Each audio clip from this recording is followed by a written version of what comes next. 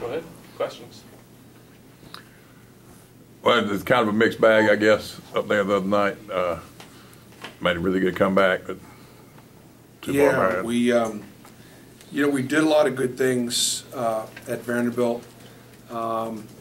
We felt prepared, and I think the team felt like we could win. And so when we struggled some at about the, let's say, 12-minute mark, or what it was, 13-minute mark, I think it caught us off guard. Not that we went in overconfident. I'm just glad the guys went in with some level of confidence that we can win this basketball game because of our preparation and because of our talent and where we're at. That when it started to go bad and Vanderbilt was killing us on the inside and we weren't making shots, and then we started to rush shots, it was like, wow, here we go again. And what concerned me was that sort of that mental breakdown that took place for a while there, where that was a distraction for us. The facts are quite simple. At every position, Vanderbilt was 3 to 6 inches taller than we were. At every position. Even at Malcolm Canada, starting at the with the 4th spot, probably even more than that. And that length was a factor. It was a factor around the basket. It was a factor in the paint. It was a factor on the boards. It was a factor in deflections, things like that. And getting 2-point baskets is tough for us. We get that ball inside to Sim, and he does the best he can to try to score around the basket. Needs to score on angles, and it's hard to score with a guy that's 6 or 7 inches taller than you are. And so that all said, we guarded pretty well. We turned them over. We created some offense from our defense and made enough shots and made enough plays that we got a chance to win it in the last few minutes. So that was obviously positive. After the game, you had some strong words about Bowers. After watching the film, do you still believe in all that? And also, yeah. How do you approach him and trying to fix some things? Yeah, keep in mind, Simeon is one of only 3 players at the high major level that averages a double-double.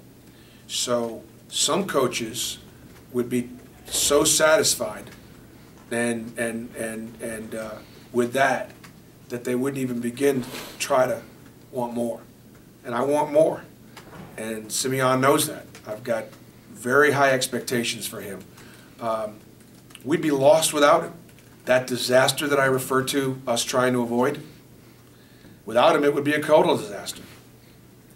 But I know what he's capable of, and I know he can protect the rim more. I know he can defend anybody on the floor, and I know he can. I'd like to see him get off to a little better start, and play like a 6', 7-inch power forward rather than playing like a center. And so I hold everything I said, because everything I said was the truth and it was accurate. Now, given all that, we put a lot of praise on Sim because he deserves it. And so he responded really well to it. He understands and doesn't take issue with any of it. He wants to get better. How much is scheduling-wise this would seem to be a good week for you? I mean, you played early, they played late, they got to travel. Is that to your benefit? Yeah, it is. It is.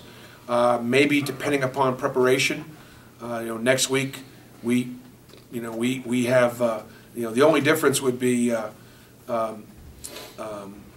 they were at home. For us next week, we're traveling back from Florida on a Thursday night late and play Saturday. So it's sort of it'll be a little bit of a disadvantage next week when we play South Carolina. We practiced hard yesterday. We practiced hard right before their game, so we got after it a little bit. The difference would just simply be the travel and maybe an extra day's preparation. And so I would say it will have no effect on the players as far as fatigue.